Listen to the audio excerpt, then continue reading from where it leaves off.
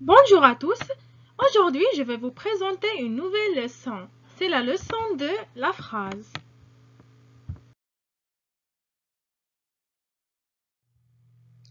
On va commencer par définition de la phrase. La phrase est un groupe de mots qui a un sens.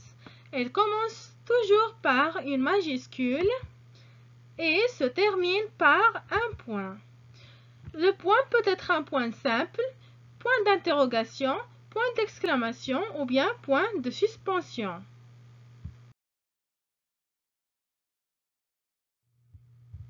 On va prendre maintenant un exemple. L'exemple c'est l'enfant va à l'école.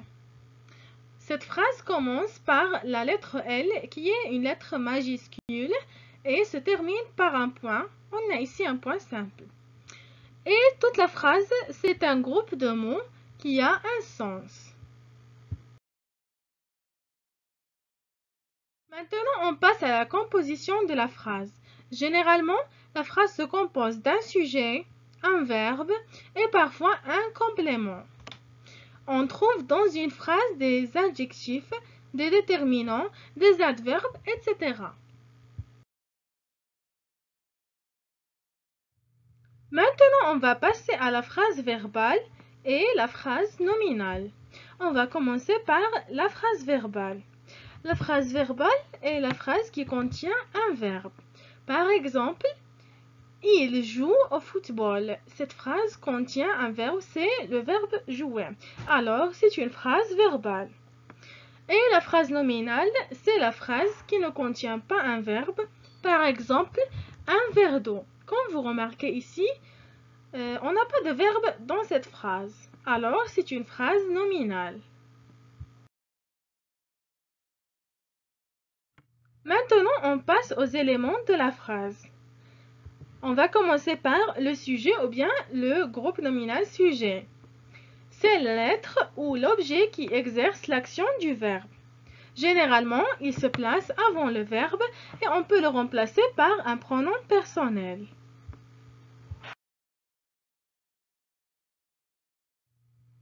Le deuxième élément de la phrase, c'est le verbe. Le verbe, c'est le mot qui caractérise une action faite ou subite par le sujet. Et le troisième élément de la phrase, c'est le complément.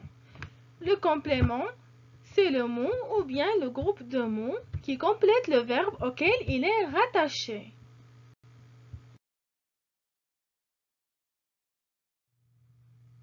On va prendre un exemple pour bien comprendre. La phrase c'est « Mon père est au travail ». On a la phrase qui commence par un sujet. Le sujet c'est « Mon père ».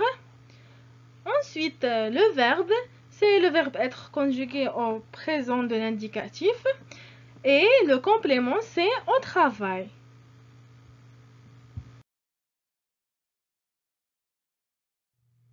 On passe maintenant au type de la phrase. On distingue 4 types de phrases. La phrase déclarative, la phrase interrogative, la phrase exclamative et la phrase impérative. On va commencer par la phrase déclarative. La phrase déclarative sert à donner une information ou une déclaration. Elle se termine par un point simple. Voici le point simple. Ce type de phrase est le plus souvent utilisé. Exemple, la famille est heureuse. Cette phrase est une phrase déclarative parce qu'il nous donne une information ou bien une déclaration et elle se termine par un point simple.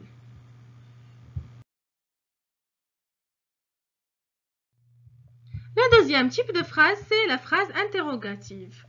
Elle sert à poser une question. Elle se termine toujours par un point d'interrogation. Voici le point d'interrogation, c'est celui qui est entre parenthèses. Exemple, quel âge as-tu? Cette phrase exprime une question. Alors, c'est une phrase interrogative. On passe maintenant au troisième type de phrase, c'est la phrase exclamative. Elle sert à exprimer un sentiment, joie, colère, surprise, dégoût et ainsi de suite. Elle se termine par un point d'exclamation.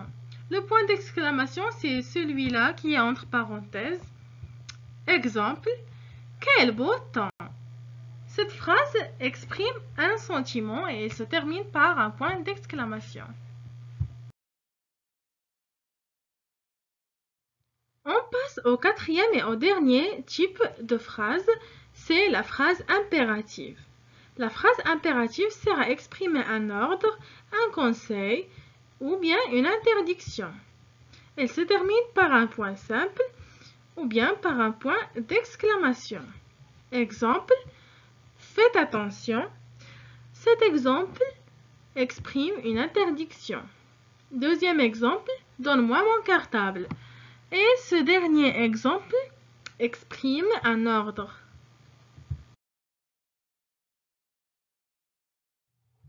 Remarque, la phrase impérative commence par un verbe conjugué à l'impératif dans la plupart des cas. Et il peut être conjugué parfois au subjonctif ou bien à l'infinitif. On peut trouver une phrase impérative sans verbe.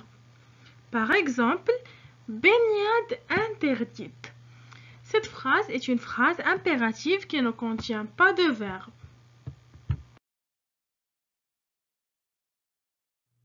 Maintenant, on va passer aux formes de la phrase. On distingue deux formes de phrase, la forme affirmative et la forme négative. Premièrement, la forme affirmative. On utilise cette forme pour exprimer une affirmation ou bien un accord. Exemple, elle ramasse ses affaires. Et deuxième exemple, je me réveille tôt. Ces deux phrases expriment une affirmation.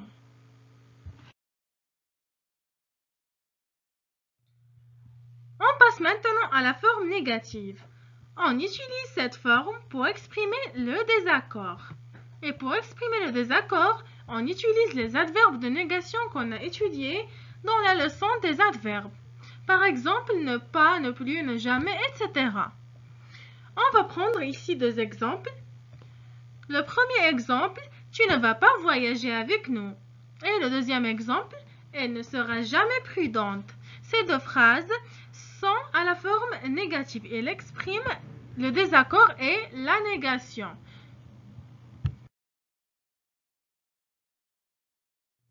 Remarque, les quatre types de phrases peuvent s'écrire à la forme affirmative et à la forme négative.